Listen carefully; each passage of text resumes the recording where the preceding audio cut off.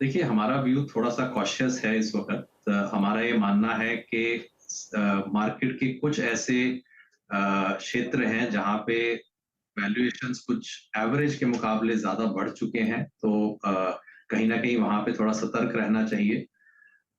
Mid और small caps खास करके अपने एवरेज स्तरों से कहीं ज़्यादा लेवल पे या हम कह सकते हैं प्रीमियम पे ट्रेड कर रहे हैं, वहाँ पे भी थोड़ा सतर्क रहने की आवश्यकता है।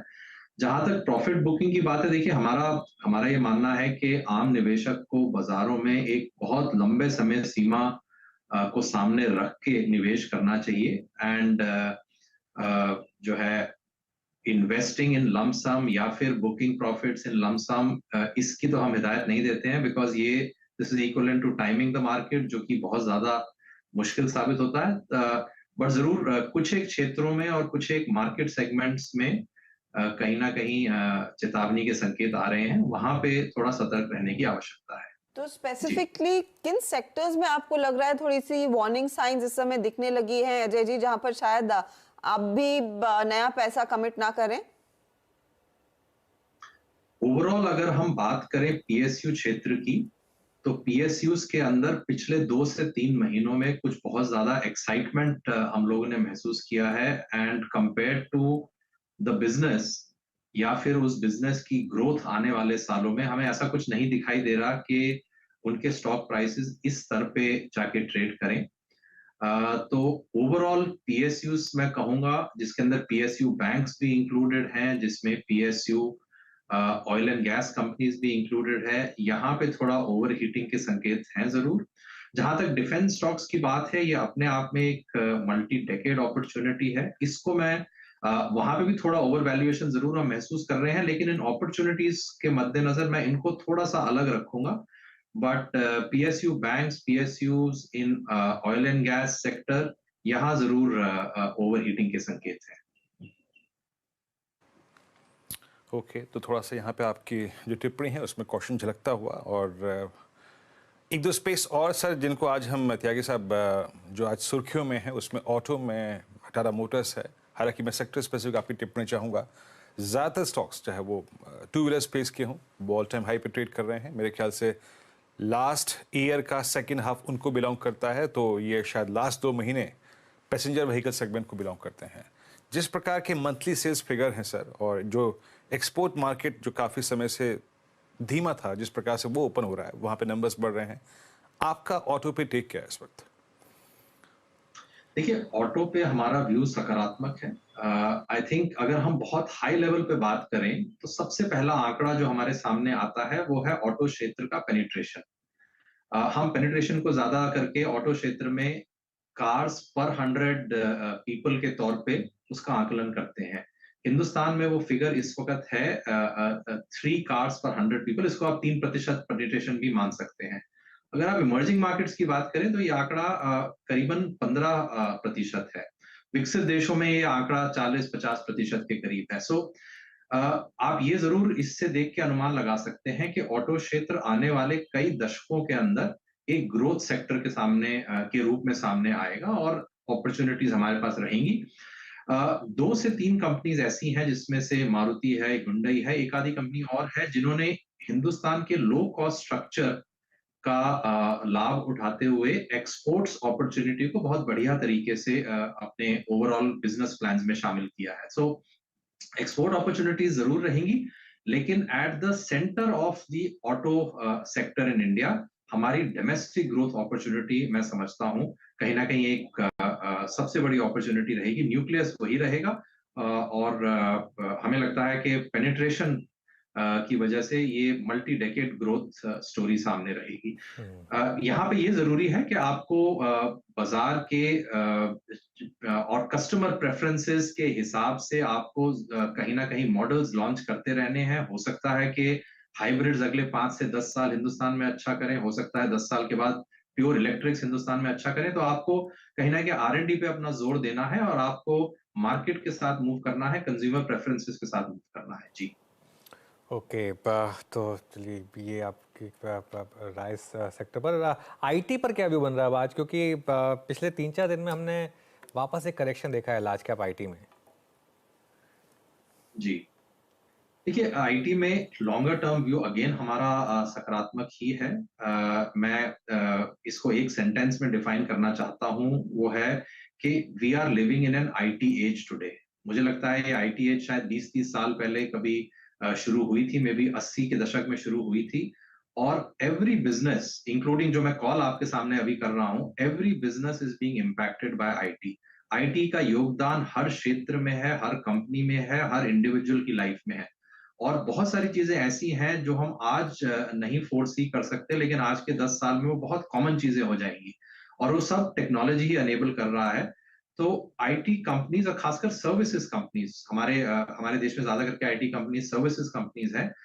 With every new technology wave, इनको कहीं ना कहीं इनके ग्रोथ में इनको इजाफा मिलता है, क्योंकि जब भी कोई नई टेक्नोलॉजी इनोवेट होती है, जैसे आज से 7-8 साल या 10 साल पहले क्लाउड हुआ था, फिलहाल लोग आर्टिफिशियल इंटेलिजेंस की बात कर रहे हैं। कोई भी नई टेक्नोलॉजी जब भी विकसित देशों में खास करके उसका इजाद होता है, उसके बाद सर्विसेज कंपनीज जाके इन टेक्नोलॉजी को अपने क्लाइंट्स के यहाँ जाके इम्प्लीमेंट करते हैं। तो medium to long term opportunity IT services companies के लिए मजबूत रहेगी। हम एक आईटी युग के अंदर इस वक्त जी रहे हैं। देखिए, हर 3 महीने में 6 महीने में अप्स एंड डाउन जरूर लगे रहेंगे। मार्केट, जैसा कि आप मेरे से बेहतर जानते हैं, कोई भी फैक्टर को लेके प्रभावित हो सकता है, और वो फैक्टर 3-6 महीने के लिए प्राइसेस का रुख एक तरफ या किसी दूसरी तरफ रख सकता है। But medium to long term positive है हम आईटी क्षेत्र में। जी, मीडियम टू लॉन्ग टर्म आप पॉजिटिव हैं, लेकिन शॉर्ट टर्म में कुछ कंसर्न्स देखने को मिलेंगे। इनफैक्ट आपकी इजाजत हो तो त्यागी साहब, सीएलएसए ने भी इस पर एक डिटेल्ड रिपोर्ट निकाली, कई सारे स्टॉक्स पर थोड़ा सा सेल कॉल दिया है। उसका एक अंश हमारे दर्शकों के सामने भी पेश कर देते हैं। दीपाली हमारे साथ हैं वो डिटेल्स के साथ। ब्रोकरेज फर्म सीएलएसए ने इंडियन आईटी जायंट्स को डाउनग्रेड किया है और टीसीएस एचसीएल टेक की रेटिंग अंडर परफॉर्म से घटाकर सेल की है। वहीं विप्रो और एल&टी माइंट्री की सेल रेटिंग को रिटेन किया है। सीएलएसए का मानना है कि नवंबर से लेकर अब तक यानी पिछले 4 महीनों में निफ्टी आईटी इंडेक्स ने एक आउट परफॉर्मेंस दिखाई है। 23% निफ्टी आईटी इंडेक्स चला है और निफ्टी 50 को भी by 10 percentage points outperform किया है। और इस तेजी के पीछे 2-3 इंपॉर्टेंट रीजन रहे हैं। एक तो यूएस की बॉन्ड यील्ड जो कि सॉफ्टन हुई है बाय 50 बेसिस पॉइंट, साथ ही हाइपर स्केलर्स की तरफ से जो डिमांड कमेंट्री रही वो इंप्रूव होती हुई दिखी, और एआई को लेकर जो हाइप बना हुआ है, साथ ही एनवीडिया की रैली से भी सपोर्ट मिला है पिछले 4 महीने की तेजी को। हालांकि अब सीएलएसए का मानना यह है कि बैंकिंग, रिटेल या फिर जो टेलीकॉम, जो कि की वर्टिकल्स है इंडियन आईटी कंपनीज के लिए, इन वर्टिकल्स की परफॉर्मेंस को लेकर जो आउटलुक है वो 2024 वो 2023 आउटलुक से ज्यादा अलग नहीं है। इसीलिए शायद वो इस रैली पर ज्यादा भरोसा नहीं कर रहे हैं। सीएलएसए ने एक चीज और हाईलाइट की है, और जिसमें उन्होंने मेंशन किया है कि जितने भी ग्लोबल आईटी कंपनीज ने कैलेंडर 2024 के लिए रेवेन्यू ग्रोथ गाइडेंस जारी किए, चाहे वो कॉग्निजेंट हो, जेनपैक्ट हो, ग्लोबेंट हो, उन्होंने इन वर्टिकल्स की परफॉर्मेंस पर बातचीत नहीं की है। उन्होंने आर्टिफिशियल इंटेलिजेंस और बाकी पैरामीटर्स को देखते हुए ये गाइडेंस जारी की है, जिस पर सीएलएसए को भरोसा कम है। साथ ही सीएलएसए का मानना यह भी है कि वैल्यूएशंस काफी स्ट्रेच हो चुकी हैं और वो आगे की परफॉर्मेंस को रिफ्लेक्ट नहीं कर रही हैं। इसीलिए उन्हें डर है कि जो आगे के एस्टिमेट्स होंगे वो डाउनग्रेड हो सकते हैं, जो कि अर्निंग एस्टिमेट्स हो सकते हैं। सीएलएसए का मानना है कि एचसीएल टेक, इन्फोसिस जब अप्रैल 2024 में ग्रोथ गाइडेंस देंगे, जो कि मिड सिंगल डिजिट में रह सकती है, जो कि एक नेगेटिव कैटलिस्ट के तौर पे काम करेगी, और शायद इन्हीं रीजंस की वजह से सीएलएसए ने इंडियन आईटी जायंट्स को डाउनग्रेड किया है। तो क्लियरली एक शॉर्ट टर्म पर्सपेक्टिव से एक डाउनग्रेड आता हुआ सीएलएसए का, और उन स्टॉक्स में दबाव भी बनता दिखाई दिया है। यहाँ से अगर पिवट करें और बैंक्स और एनबीएफसीज की स्पेशली बात करें, त्यागी जी, यहाँ पर आप किस तरह से पोजीशनड है? क्योंकि सरकारी बैंकों में एक बहुत तगड़ा मूव आने की पूरी उम्मीद थी, वो स्क्रीन पर भी दिखाई दिया। कुछ देर पहले हम वो खबर भी पढ़ रहे थे कि ब्लूमबर्ग दरअसल भारत को ग्लोबल बॉन्ड इंडेक्स में 2025 से जोड़ने वाला है। इसका भी कुछ impact of course bond prices पर आगे आएगा, ओवरऑल सरकारी बैंकों के सेंटिमेंट पर आएगा। ये जगह क्या अब एकदम राइप है नई पोजीशंस, नई खरीदारी के लिए? जी, देखिए, हमारा मानना इससे थोड़ा सा अलग है। हमारा मानना ये है कि जहां तक एग्जीक्यूशन की बात है, जहां तक सर्विस डिलीवरी की बात है, प्राइवेट क्षेत्र के बैंक कहीं ज्यादा बेटर पोजीशन है, और मार्केट शेयर गेन जो है प्राइवेट सेक्टर बैंक्स का वो जारी रहेगा अभी भी, और पब्लिक सेक्टर बैंक, पब्लिक क्षेत्र के बैंक्स जो है मार्केट शेयर अपना लूज करते रहेंगे। कस्टमर प्रेफरेंस कहीं ना कहीं, अगर आप हिंदुस्तान में हर चीज को हम युवा के माध्यम से आकलन करने की कोशिश करते हैं, जो देश का युवा है वो कहीं ना कहीं प्राइवेट सेक्टर बैंक्स के साथ जुड़ना चाहता है। एट द सेम टाइम अगर आप टैलेंट की बात करें, टैलेंट भी कहीं ना कहीं प्राइवेट सेक्टर बैंक्स के साथ ही ज्यादा जुड़ना चाहता है। तो सर्विस इंडस्ट्री के अंदर एक बहुत जरूरी है कि आप बहुत बेहतरीन एक टीम खड़ी करें जो बेहतरीन सर्विस दे सके।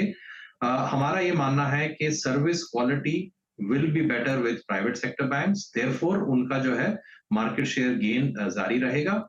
और जहां तक वैल्यूएशंस की बात है, तो जो चौंका देने वाली चीज है वो ये है कि इस वक्त, जैसा कि मैंने शुरुआत में बोला, बाजार अपने एवरेज स्तर से हमारे हिसाब से करीबन 25 से 30% प्रीमियम पे ट्रेड कर रहे हैं। और उस बाजार फिलहाल जो बाजार है उसमें कुछ क्षेत्र ऐसे हैं जो एवरेज से कहीं ज्यादा लेवल पे ट्रेड कर रहे हैं। लेकिन प्राइवेट सेक्टर बैंक्स, और मैं समझता हूं कि ये ना केवल बहुत बेहतरीन बैंक्स हैं बल्कि बहुत बेहतरीन कंपनीज हैं हिंदुस्तान के कॉर्पोरेट जगत के अंदर, ये जो है अपने लॉन्ग टर्म एवरेज से करीबन 25 से 30% डिस्काउंट पे ट्रेड कर रहे हैं। तो हमारे लिए ये बहुत स्पष्ट है और एक तरह से बहुत एक सरल डिसीजन है कि फिलहाल वेल मैनेज बैंक्स जो अपने लॉन्ग टर्म एवरेजेस से डिस्काउंट पे ट्रेड कर रहे हैं, उनमें जो है एक पॉजिटिव रुख और एक सकारात्मक सोच रखने की जरूरत है। एंड होपफुली लॉन्ग टर्म के अंदर that is a better bet. जी ओके त्यागी जी, कभी कभी कोई स्पेस, कोई सेक्टर या फिर group of stocks contra call के लिए किसी प्राइस पे बड़ा वाजिब सा लगता है। केमिकल जो कि पोस्ट कोविड सबसे स्ट्रॉन्ग थीम थी, लास्ट एक साल में प्राइस डैमेजेस हुए हैं। इन्होंने कैपेसिटी एक्सपेंड की, इंटरेस्ट बर्डन्स बढ़े, अब प्राइसिंग स्ट्रॉन्ग नहीं है, सप्लाई है ग्लोबल मार्केट्स में काफ़ी चाइना की तरफ से, यूरोप की डिमांड काफ़ी कम। बट ये प्राइस डैमेज जो इन सभी के अगेंस्ट हुआ है, अगेंस्ट ऑल ऑड्स, क्या आपको वो लेवल पे स्पेस में एंट्री करने के लिए? जी, ये अच्छा सवाल है। देखिए, इससे पहले कि मैं आपको अपनी राय रखूं कि फिलहाल हमें केमिकल स्टॉक्स और केमिकल क्षेत्र कैसा लग रहा है, हमको ये समझना जरूरी है कि 2020 और 21 में ये केमिकल स्टॉक्स एक बहुत ज्यादा हाई वैल्यूएशन पे भी चले गए थे। हालांकि जरूर कहीं ना कहीं इन्वेंट्री डीस्टॉकिंग रही है केमिकल जगत में, जिसकी वजह से हमारे निजी केमिकल कंपनीज को जो है एक्सपोर्ट के अंदर दिक्कत आई है पिछले 12 से 18 महीनों में। लेकिन जो ज्यादा बड़ा कारण रहा है इनकी अंडर परफॉर्मेंस का, वो रहा है इनके वेरी हाई वैल्यूएशंस। वैल्यूएशंस कहीं ना कहीं जरूर करेक्ट हुए हैं। मैं नहीं समझता कि वैल्यूएशन अभी भी प्री 2020 के स्तर पे आ गए हैं, लेकिन फिर भी काफी करेक्ट हो गए हैं। जहां तक अपॉर्चुनिटीज का सवाल है, देखिए, चाइना के साथ जियोपॉलिटिकली जो हो रहा है वो हम सब जानते हैं।